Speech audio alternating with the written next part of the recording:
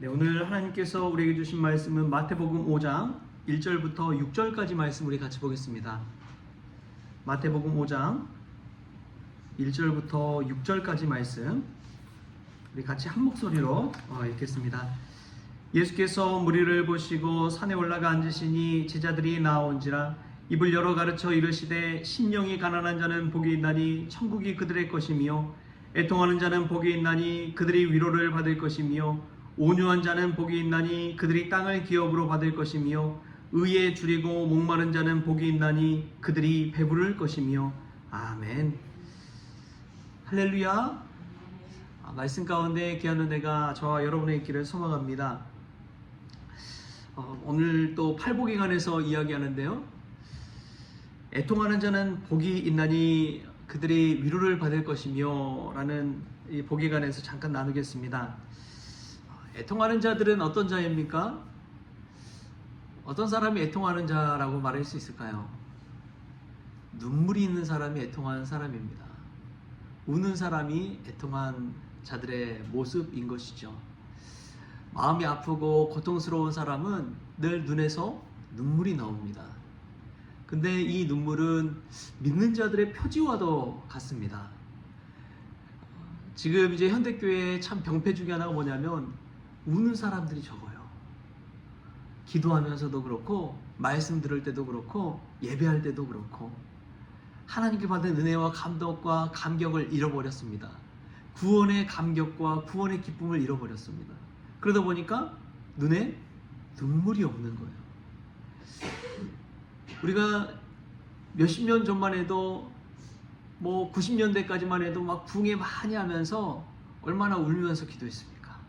얼마나 가슴 치면서 회개하고 울 때가 있었나요?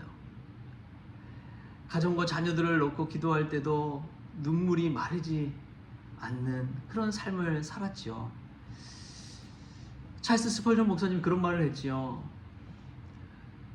눈이 메마른 자는 천국에 갈 수가 없다. 메마른 눈을 가지고는 천국에 갈 수가 없다. 무슨 말입니까? 눈물을 흘리는 자가 천국에 갈 수 있다, 이 말입니다. 마음이 애통한 자는 울 줄 압니다. 하나님 앞에서 울면서 기도할 줄 알고 하나님의 은혜에 감격해서 눈물이 있는 자가 애통하는 자입니다. 그런 자는 하늘의 위로를 받는 것이지요. 기도하는 성도들, 기도하는 교회에 하나님께서 위로를 주시는 것이 이 애통하는 자들에게 주시는 축복입니다. 어제 선배 목사님과 이제 점심 식사를 하는데 그 선배 목사님이 하는 말 한마디 한마디가 얼마나 위로가 되었는지 몰라요. 그 말을 듣고 있는데 막 눈에 막 눈물이 막 맺히더라고요. 맛있는 거 먹어서 그런 것도 아니고 그냥 목회자가 목회자의 마음을 알 수 있잖아요. 이제 성도님들이 이제 목회자에 대해 생각하는 것과 목회자들이 직접 부딪혀서 경험해보고 겪어보고 참고 인내하고 그 모든 그런 무거운 짐 같은 거를 보이지 않지만 이 지고 가는 그런 거를 가장 잘 아는 분들이 이 동료 또 목회자들입니다. 그래서 저를 보고 그냥 말 한마디 한마디 해주는데 그냥 그렇게 위로가 되더라고요. 그 모든 어려움과 고통을 당해보지 않은 사람은 모릅니다. 근데 그걸 겪어본 사람은 위로할 줄 알더라고요. 애통한 자들은 애통한 자들을 위로할 줄 압니다. 아픈 사람들은 아픈 사람들의 마음을 알 수가 있는 거예요. 혼자만 져야 되는 그 고난과 그 고통을 알기 때문에 그 사람에 대해서 막 얘기하기보다도 그냥 안아주고 토닥여주기만 해도 막 눈물이 막 나는 거예요. 내 마음을 알아주는구나. 내 눈물을 알아주는구나. 그 사실 아니까 이제 막 위로가 되더라고요. 그럼 참 중요한 게 있습니다. 선배 목사님 통해 했지만 저는 하나님이 보내셨구나 그런 생각이 들었어요. 우리의 마음을 누구보다 가장 잘 아시는 분이 우리 하나님이시잖아요. 하나님이 내 마음을 아시는구나. 하나님이 나의 눈물을 보셨구나. 예수님도 그러시잖아요. 내가 내 눈물을 보았노라. 여러분, 우리 주님께서 우리의 눈물을 보시는 줄 믿습니다. 애통하는 자에게 주시는 하나님의 위로가 있습니다. 오늘도 고통과 번민 가운데, 근심 가운데, 두려움 가운데 눈물 흘리는 자가 있습니까? 하나님께서 하늘의 위로를 덧입혀 주실 줄 믿습니다. 또 보면은 온유한 자는 복이 있나니 그들이 땅을 기업으로 받을 것이다 라고 했습니다. 여러분, 온유한 자, 온유한 성품을 이야기한 것 같지만 사실은 온유하다는 것은 성령님이 주시는 열매를, 성령께서 우리 안에 충만함을 주셔서 나타나게 되는 그런 성품이 바로 온유함입니다. 약해서 온유한 것이 결코 아니에요. 힘이 없어서 온유한 게 아니에요. 그냥 저 사람은 타고났다. 저를 보고도 막 그런 이야기 하긴 하는데, 이선영 목사는 좀 온유한 성품이어서 목회 잘하겠다고 막 그런 이야기를 종종 듣긴 합니다. 근데 이 온유하다는 것은 그런 차원의 것이 아니라 성령께서 우리 마음에 주시는 은혜 때문에, 성령의 열매 때문에 온유한 사람들이 있어요. 성령의 9가지 열매가 있잖아요. 사랑과 희락과 화평과 오래 참음과 자비와 양성과 온유와 충성과 절제. 그 중에 하나가 이 온유함입니다. 근데 온유한 자들이 나타나는 현상이 무엇이냐? 잘 참아요. 잘 인내합니다. 온유한 사람 앞에서 아무리 비난의 말, 모욕의 말, 이 조롱의 말을 해도 그것을 듣고 버티고 견디고 인내할 줄 아는 마음이 있더라고요. 그런 사람들이 무엇을 차지하느냐? 땅을 차지합니다. 제가 참 그래도 좀 존경하고 배우고자 하는 목사님들 이제 몇 분이 있죠. 이제 그분 중에 한 분이 이제 저희 강남 대천교회 장인덕 목사님, 이제 좀 그분을 보면은 이제 그 밑에서 제가 뭐 부교육자로 섬기기도 했지만 마음이 온유해요.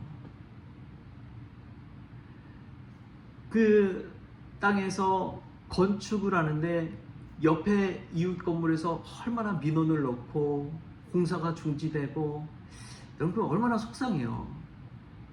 목회자가 또 옆에 있는 이웃이, 멀리 있는 사람도 아니고 옆에 사는 이웃이 막 민원을 넣어가지고 성전 건축 공사가 중단되고 얼마나 마음이 상합니까? 막 교회 앞에서 뭐라고 막 안 좋은 말 하고,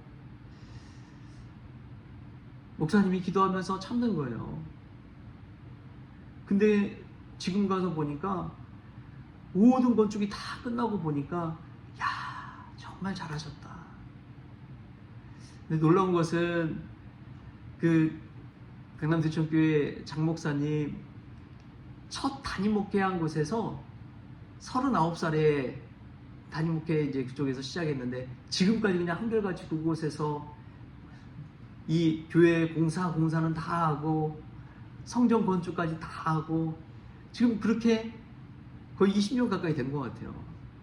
그때 목회를 참고 인내하며 올 수 있었던 것은 온유한 성품 때문에 그렇습니다.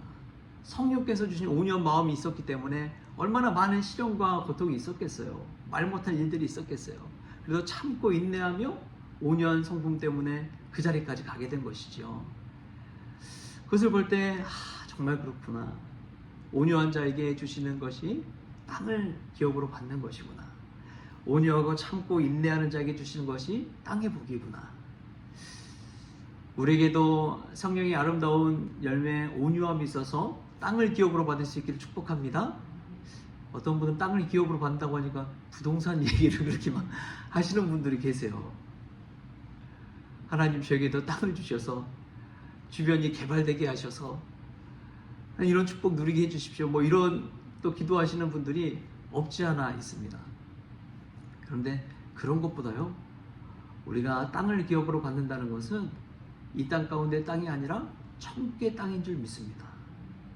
하늘나라의 땅인 줄 믿습니다. 이 땅에서 부자로 살지만 천국에 가서 초라한 오두막에 사시는 분들이 있어요.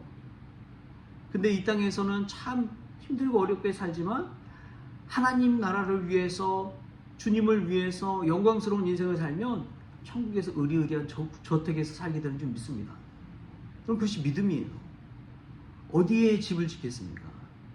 어디에 땅을 기업으로 받겠습니까? 이 땅 가운데 잠깐 몇십 년 있는 땅을 원하나요? 아니면 영원한 그 땅을 바라면서 살겠습니까?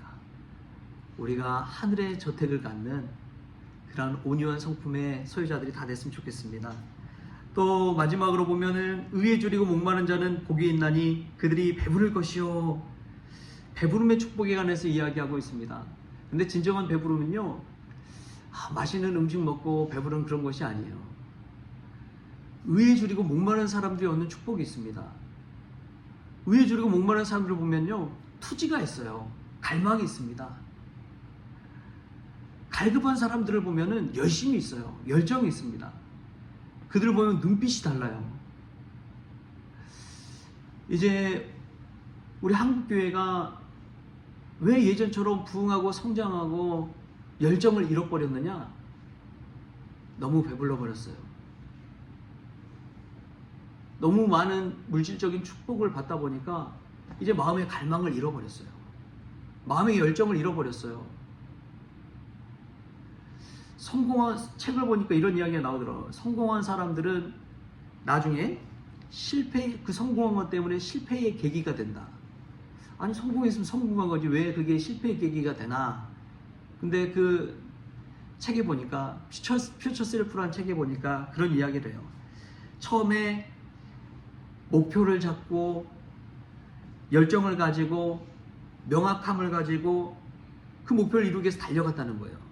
근데 그 목표를 다 이루고 나면 그 쏟았던 열정과 에너지가 다 나중에는 분산되어 버린다는 것입니다. 처음에는 하나만 성공해서 가지고 있던 게 10개가 되면 그 10개를 관리하는 자신만의 에너지, 하나에만 썼던 에너지가 10개로 나눠진다는 거예요. 그러다 보면 명확성이, 목표성이 떨어지게 되고 자연히 이루고자 하는 목표에 다다를 수 없고 실패하게 된다. 이 이야기를 하는 것입니다. 그럴 수도 있겠다. 성공이 실패의 계기가 될 수도 있겠다. 의에 줄이고 목마른 자는 열정이 있습니다. 에너지를 한 군데 목표에 쏟을 사람입니다. 그래서 교회가 부흥하고 성장하는 교회들을 보면요, 어떻게 하는지 아십니까? 부흥하고 성장하면 교회를 또 나눕니다. 분가시켜요. 분립시킵니다. 그동안에 쏟았던 에너지가 다시금 모일 수 있도록 미니멀라이즈화 시키는 거예요. 작게 만드는 것입니다. 목표를 분명하게 갖는 거예요. 여러분, 우리가 의에 줄이고 목마른 사람들이 되기 위해서는 믿음의 분명한 목표의식을 가지고 열망과 갈망을 가지고 갈급함을 가지고 살아야 될 줄 믿습니다. 당장 내가 이루고자 싶은 그 목표가 분명히 있습니까? 그런 사람들은요, 주저하지 않아요. 달려갑니다. 그 목표를 향해서. 그런 사람들이 의에 줄이고 목마른 자지요. 저와 여러분에게 그런 갈망이 있길 바랍니다. 그런 갈급함이, 그런 배고픔이 있길 바랍니다. 배고픈 사람은 배부른 향해 달려가기 때문에 그렇습니다. 하나님이 축복하시는 분들을 보면 눈빛에 투지가 있고 열정이 있고 갈급함이 있는 사람들에게 하나님의 은혜를 부어주십니다. 저와 여러분에게 정말 천국을 향한 하나님이 주시는 신령한 복을 향한 갈급함과 갈망이 있기를 조신 예수님의 이름으로 축복합니다. 기도하겠습니다. 하나님, 애통하는 자에게 주시는 위로의 축복을 누리기를 원합니다. 저희들 천국을 놓고 눈물을 흘리는, 또 가정과 자녀와 교회를 놓고 또 이 나라를 놓고 눈물을 흘리는 믿음의 성도 되어지게 하여 주옵소서. 온유한 자에게 주시는 땅의 축복을 받기를 원합니다. 성령의 열매와 같은 그 온유한 마음 주셔서 참고 인내하며 견디며 천국에 저택을 짓는 믿음의 성도 되어지게 하여 주옵소서. 의에 줄이고 목마른 자에게 주시는 배부름의 축복을 누리기를 원합니다. 먼저 갈망하고 갈급하고 열정을 가지고 천국을 향한 목표를 향해 달려갈 수 있도록 주님 도와주시옵소서. 그리하여 나중에 하나님께 주시는 배부름의 축복 누리며 하나님께 영광 돌리고 감사하는 우리 모든 성도들 다 되어지게 하여 주옵소서. 예수님의 이름으로 기도하옵나이다. 아멘.